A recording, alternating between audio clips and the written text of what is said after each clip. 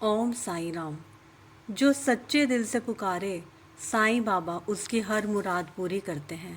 कहते हैं कि जब इंसान हर तरफ से हार जाता है, जब कोई सहारा नहीं बचता, तब साईं बाबा अपने भक्तों का हाथ थाम लेते हैं। आज की इस पावन कथा में हम जानेंगे साईं बाबा के व्रत का महत्व क्या है, कैसे ये व्रत जीवन की हर समस्या को दूर करता है, और वो चमत्कारी कथा जिसे सुनकर आपकी आस्था और मजबूत हो जाएगी। यह कथा केवल एक कहानी नहीं है, यह है विश्वास, धैर्य और साईं कृपा का अद्भुत संगम। तो आइए सच्चे मन से साईं बाबा का स्मरण करें और शुरू करते हैं साईं बाबा व्रत कथा। ओम साईं राम। साईं बाबा का व्रत कोई भी कर सकता है। साईं बाबा जात पात या कोई भेदभाव नहीं मानते थे। उनका कहना था सबका मालिक एक है।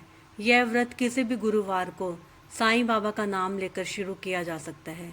सुबह या शाम को साईं बाबा की तस्वीर या मूर्ति की पूजा की जाती है।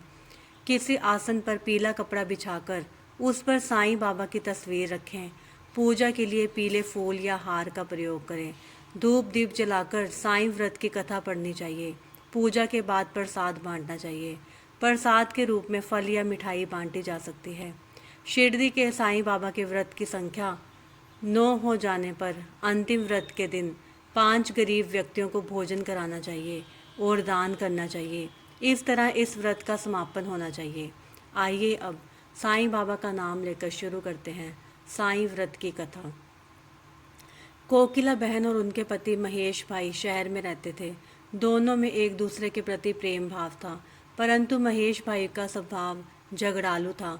दूसरी तरफ कोकिला बहन बहुत ही धार्मिक स्त्री की थी, भगवान पर विश्वास रखती। धीरे धीरे उनके पति का धंधा रोजगार ठप हो गया, कुछ भी कमाई नहीं होती थी। महेश भाई अब दिन भर घर पर ही रहते और अब उन्होंने गलत राह पकड़ ली। अब उनका स्वभाव पहले से भी अधिक चिड़चिड़ा हो गया। एक दिन दोपहर को एक वृद्ध महाराज उनके दरवाजे पर आके खड़े हो गए। चेहरे पर गजब का तेज था और आकर उन्होंने दाल चावल की मांग की। कोकिला बहन ने दाल चावल दिए और दोनों हाथ से उस वृद्ध बाबा को नमस्कार किया।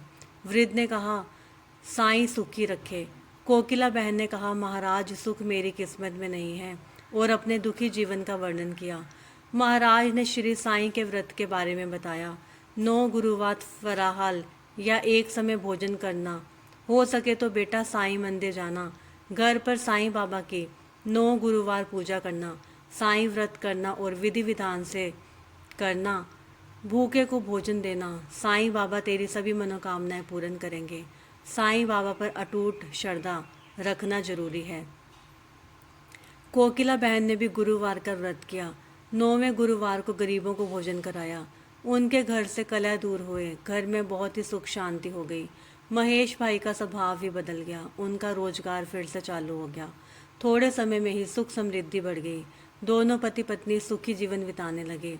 एक दिन कोकिला बहन के जेठ जेठानी सूरत से आए। बातों बातों में उन्होंने बताया कि उनके बच्चे पढ़ाई नहीं करते, इसलिए परीक्षा में फेल हो गए हैं। कोकिला बहन ने 9 गुरुवार की महिमा बताई और कहा कि साईं बाबा की भक्ति से बच्चे अच्छी तरह अभ्यास कर पाएंगे, लेकिन इसके लिए साईं बाबा पर विश्वास रखना जरूरी है। साईं सबकी सहायता करते हैं। उनकी जेठानी ने व्रत की विधि बताने के लिए कहा। कोकिला बहन ने कहा, उन्हें यह सारी बातें बताई जो खुद उन्हें वृद्ध महाराज ने बताई थी।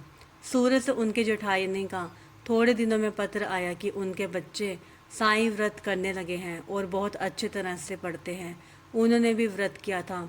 इस बारे में उन्होंने लिखा कि उनकी सहेली की बेटी शादी साईं व्रत करने से बहुत ही अच्छी जगह तय हो गई है। उनके पड़ोसी का गहनों का डिब्बा गुम हो गया था, जो अब वापस मिल गया है। ऐसे कई अद्भुत चमत्कार हुए थे। कोकिला बहन ने समझा कि साईं बाबा की महिमा अपरंपार है। जय हो साईं बाबा, सब पर अपनी कृपा बनाए रखना। जो भी आपके 9 गुरुवार के व्रत करे, उन पर अपनी कृपा बनाए रखना।